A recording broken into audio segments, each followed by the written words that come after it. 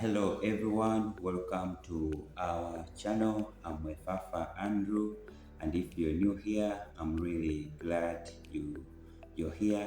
So I request that you consider subscribing to our channel by clicking that red subscribe button.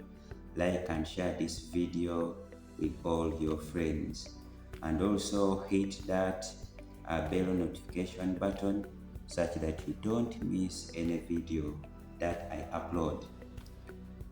Today we are going to talk about a very important topic, and that is blood cell production or blood cell formation.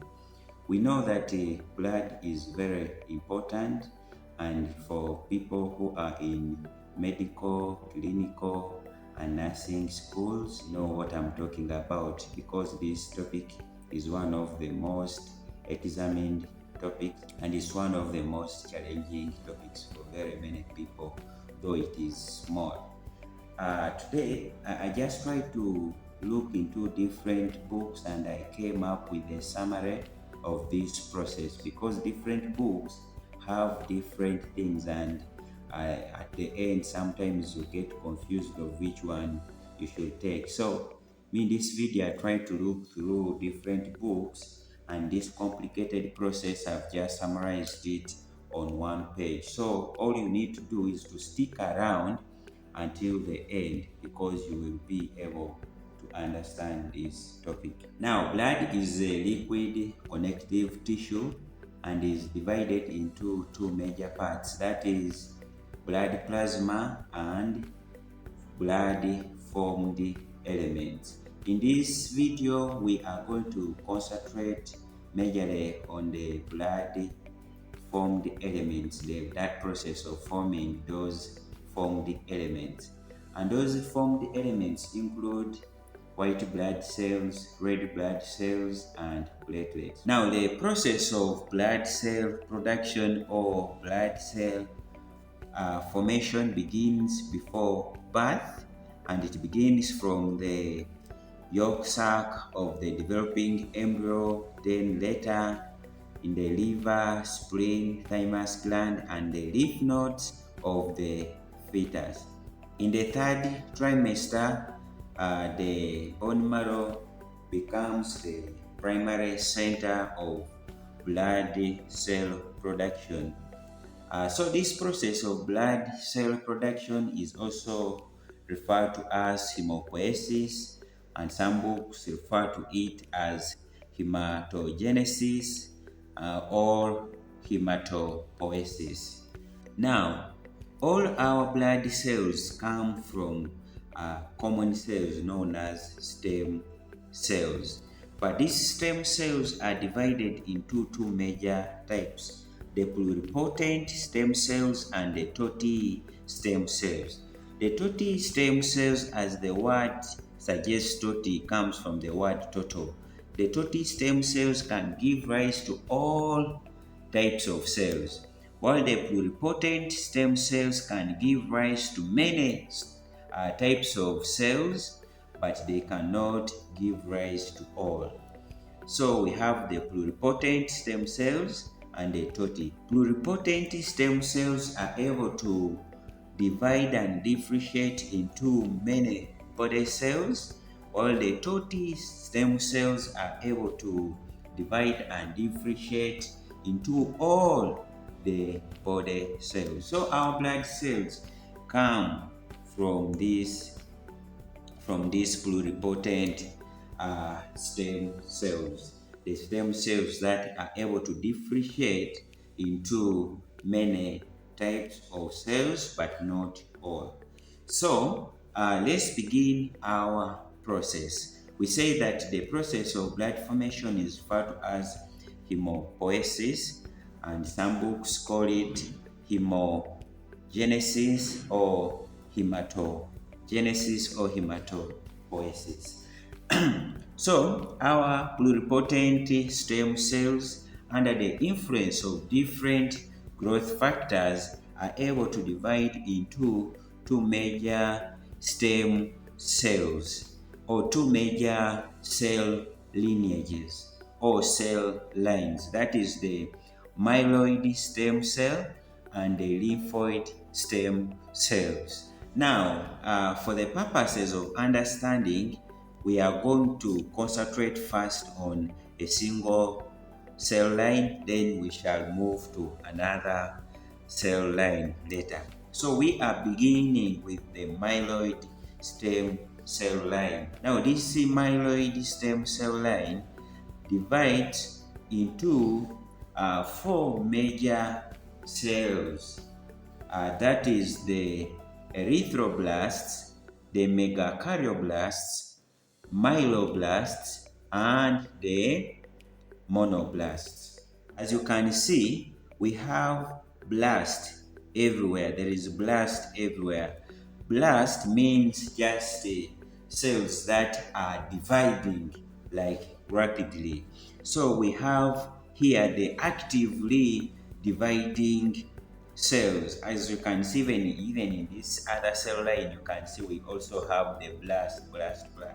So blast just means these cells are actively dividing. So back to our cell line, we will say that they are able to differentiate into erythroblasts, megakaryoblast, myeloblasts, and the monoblasts. The erythroblasts divide and differentiate into the erythrocytes or red blood cells. And then the megakaryoblast divide and give rise to the platelets, also called the thrombocytes. Our myeloblasts divide and differentiate into three cell types, that is the basophils, the eosinophils, and the neutrophils. These ones are also referred to as granulocytes. I will try to explain that later. But all you need to know that the myeloblasts give rise to three types of cells. That's the basophil, the eosinophil, and the neutrophil. Now, lastly, we have the monoblasts. The monoblasts divide and differentiate into the monocytes. So I will explain more about that later. So let's go now and look at the lymphoid stem cell line. The lymphoid stem cell line divides and differentiates into the T lymphoblasts, B lymphoblast, and the natural killer lymphoblasts. The T lymphoblasts give rise to the T lymphocytes, also known as T cells. And then the B lymphoblasts differentiate into the B lymphocytes, also known as the B cells. And then the natural killer lymphoblasts divide and form the natural killer cells. Now, these processes you've seen occur under the influence of different growth factors or hormones. For example, here the erythroblasts are able to undergo this series of changes until they reach the erythrocytes under the influence of erythropoietin hormone. As you can see, first we started with the erythroblast, then into the reticulocytes, then erythrocytes.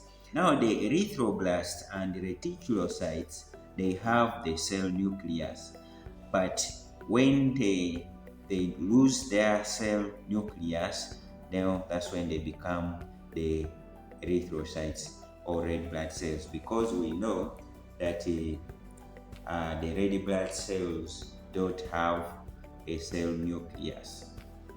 Also, the megakaryoblast give rise to platelets under the influence of the thrombopoietin hormone. As I said, platelets are also referred to as thrombocytes. That's why you're saying the thrombopoietin hormone. So, the myeloblasts are able to give rise to these veins, or the basophils, the eosinophils, and neutrophils under the influence of the granulocyte colony stimulating factor. As I promised in the beginning of this video, I said that I was going to explain why we are seeing this granulocyte thing here. As we saw, these basophils, eosinophils, and neutrophils are grouped under granulocytes. This is because when viewed under electron microscope, these cells, this type of white blood cells, contain some vesicles or granules that contains chemicals like lysozymes. So they are referred to as granulocytes because they contain those vesicles or granules. And then we also have the granulocytes. Where we have the monocytes and then the lymphocytes. So these granulocytes, we call them granulocytes because when viewed under the electronic microscope, those granules are not visible. But actually, they also have cell vesicles and granules, but only that when viewed under the microscope, they are not seen. Now, as you can see, under this cell line, though I didn't mention, we also have these cells called the mast cells. Mast cells. It is M-A-S-T, mast cells. These mast cells are also believed to originate from the pluripotent stem cells, and they follow the myeloid stem cell lineage. Though their formation here is not clear, that's why they don't include it under the myeloid stem cell. But in the actual sense, they also originate from the pluripotent stem cells, and they follow the myeloid stem cell lineage or cell line. And these mast cells, they are cells that reside in our tissues, and they do a lot of functions, as you will see in the later tutorials that I will upload. So I'm looking forward to uploading more videos on blood and other topics. So just ensure that you subscribe to our channel. Yeah, as you can see, there are other intermediate cells involved, but you don't need to know all of them. All you need to do is to master the major cells that are involved. For example, we have some intermediate cells like the reticulocytes and the megakaryocytes. Here, we see that the erythroblasts divide and give rise to the reticulocytes. The reticulocytes, they have like the nucleus. So they lose their nucleus as they enter the blood circulation to become the erythrocytes. And then also the megakaryocytes divide and give rise to megakaryocytes. These are mega cells or larger cells that divide into smaller particles or platelets. Now let me give a brief recap. We said that the process of blood formation is referred to as hemopoiesis, and this process begins before birth in the yolk sac of the developing embryo. This process moves to the liver, spleen, the thymus gland, and the lymph nodes of the developing fetus. In the third trimester, we saw that the red bone marrow becomes the primary center of hemopoiesis, and that continues even after birth and the adult life. So we say that blood formation starts from the cells called the pluripotent stem cells that divide into two major cell lines. That's the myeloid stem cell line and the lymphoid stem cell line. We saw that the myeloid stem cell line gives rise to four major cells. That's the erythroblast, the megakaryoblast, the myeloblast, and the monoblast. So, the erythroblasts give rise to red blood cells under the influence of erythropoietin hormone produced by the kidneys, and then the megakaryoblast give rise to the platelets or thrombocytes under the influence of the thrombopoietin hormone. And our myeloblasts give rise to three major cells called the granulocytes, and they include the basophils, the eosinophils, and the neutrophils. The monoblasts give rise to the monocytes that migrate to the tissues, forming the macrophages or the dendritic cells. Our other cellular in the lymphoid stem cells, they give rise to three cells. That's the T lymphoblast, the B lymphoblast, and the natural killer lymphoblast. The T lymphoblasts give rise to the T lymphocytes, and then the B lymphoblasts give rise to the B lymphocytes, and the natural killer lymphoblasts give rise to the natural killer cells. We saw that the B lymphocytes make plasma cells that help in producing antibodies. And we saw that the monocytes and the lymphocytes together, they make the granulocytes. We say that the granulocytes get their name because when viewed under the electron microscope, some vesicles or granules are seen in their cytoplasm, while the granulocytes, when viewed under the microscope, the vesicles or granules are not seen, though they contain those granules. So thank you very much for watching. If you found this video helpful, give it a thumbs up.